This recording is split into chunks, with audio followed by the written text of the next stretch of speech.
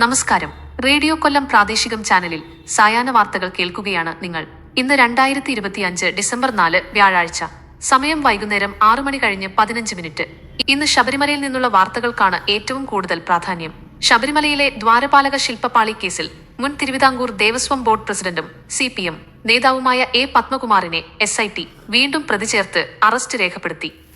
ശബരിമല സ്വർണ്ണക്കൊള്ള കേസിൽ മുൻ അഡ്മിനിസ്ട്രേറ്റീവ് ഓഫീസർ ശ്രീകുമാർ, മുൻ ദേവസ്വം ബോർഡ് സെക്രട്ടറി ജയശ്രീ എന്നിവരുടെ മുൻകൂർ ജാമ്യാപേക്ഷകൾ ഹൈക്കോടതി സിംഗിൾ ബെഞ്ച് തള്ളി. കേസിന്റെ ഗതി മാറ്റുമെന്ന് സൂചന നൽകി കേന്ദ്രമന്ത്രി സുരേഷ് ഗോപിയുടെ പ്രതികരണം വന്നു. ശബരിമലയിലെ സ്വർണ്ണക്കൊള്ളയിൽ ഇപ്പോൾ നടക്കുന്നത് കോടതിയുടെ മേൽനോട്ടത്തിലുള്ള പോലീസ് അന്വേഷണമാണ്.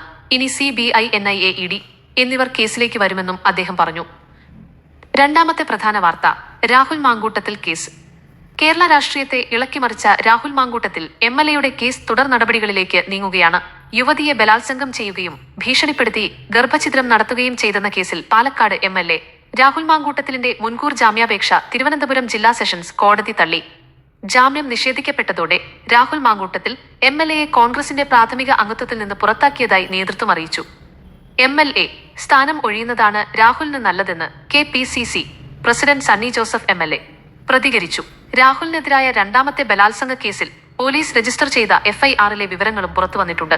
2023 രാഹുൽ യുവതിയുമായി ബന്ധം സ്ഥാപിച്ചതെന്നും ക്രൂരപീഡനമാണ് നടത്തിയതെന്നുമാണ് FIRലുള്ളത്. മഹിളാ കോൺഗ്രസിൽ മോശം അനുഭവമുണ്ടായെന്ന വെളിപ്പെടുത്തലുമായി KPCC സംസ്കാര Sahithi general secretary MA Shahnaz രംഗത്തെത്തി. താൻ പറഞ്ഞത് കള്ളമാണെന്ന് ഷാഫി പറമ്പിൽ പറഞ്ഞാൽ തെളിവ് പുറത്തുവിടുമെന്നും ഷഹനാസ് ആവർത്തിച്ചു. രാഹുലും ഫെനിയും ഉൾപ്പെടുന്ന പെൺവാണിഭ സംഘത്തിൽ ഹെഡ്മാഷുമുണ്ടെന്ന് CPM ജില്ലാ സെക്രട്ടറി EN സുരേഷ് ബാബു ആരോപിച്ചു. ലൈംഗിക പീഡന കേസുകളിലെ പരാതിക്കാരുടെയും സാക്ഷികളുടെയും വിവരങ്ങൾ സമൂഹമാധ്യമങ്ങളിൽ പോസ്റ്റിട്ടാൽ ജാമ്യമില്ലാ വകുപ്പ് പ്രകാരം കേസെടുക്കുമെന്ന് ADGP S ശ്രീജിത്ത് മുന്നറിയിപ്പ് നൽകി. രാഹുൽ മാങ്കൂട്ടത്തിലിനെ ബംഗളൂരുവിലെത്തിച്ച ജോസ് എന്ന മലയാളി ഡ്രൈവർ പോലീസ് കസ്റ്റഡിയിലായി. രാഹുലിനെതിരെ പരാതി നൽകിയ യുവതിയെ അധിക്ഷേപിച്ച കേസിൽ രാഹുൽ ഈശ്വറിന്റെ കസ്റ്റഡി കാലാവധി ഇന്ന് അവസാനിക്കും. ജയിലിൽ പോയതു മുതൽ അദ്ദേഹം നിരാഹാരത്തിലാണ്. രാഹുലിനെതിരായ സംഘടനാ നടപടിയുടെ പേരിൽ VD സതീഷിനെതിരെ അധിക്ഷേപം നടത്തുന്നത് CPM അനുകൂലികളാണെന്ന് സംവിധായകനും നടനുമായ അഖിൽ മാരാർ ആരോപിച്ചു. സൈബർ പരാതി രാഷ്ട്രീയ പ്രേരിതമാണെന്ന് ആരോപിച്ച് കോൺഗ്രസ് നേതാവ് സന്ദീപ് വാര്യർ മുഖ്യമന്ത്രിക്ക് ഇമെയിൽ മുഖാന്തരം പരാതി നൽകി. ദേശീയ സംസ്ഥാന വാർത്തകൾ ചുരുക്കത്തിൽ. PM ശ്രീ കരാറിൽ ജോൺ ബ്രിട്ടാസ് MP പാലമായെന്ന കേന്ദ്രമന്ത്രിയുടെ വെളിപ്പെടുത്തലിൽ CPI കടുത്ത അതൃപ്തിയിലാണ്.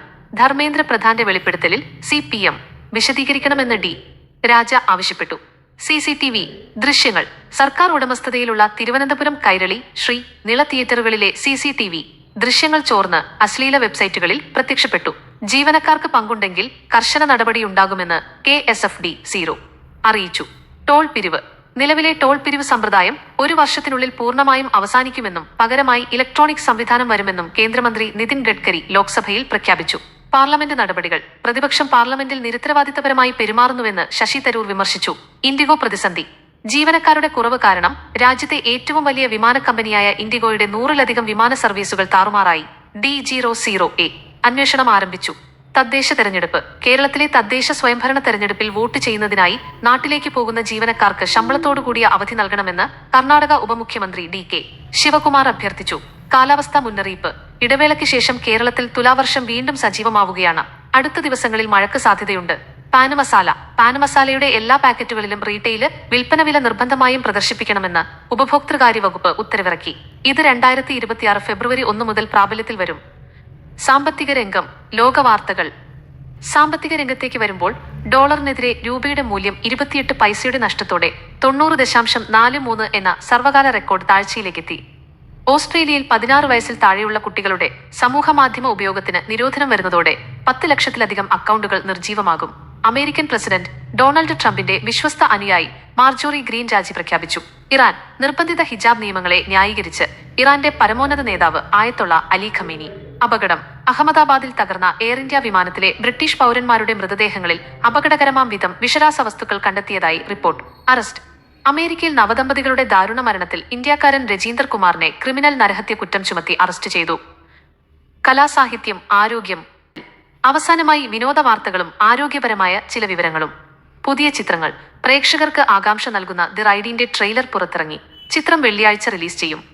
സജു S ദാസ് രചനയും സംവിധാനവും നിർവഹിച്ച ഗാർഡിയൻ ഏഞ്ചൽ എന്ന ചിത്രം മനോരമ മാക്സ് OTT പ്ലാറ്റ്ഫോമിലൂടെ നാളെ മുതൽ കാണാനാവും.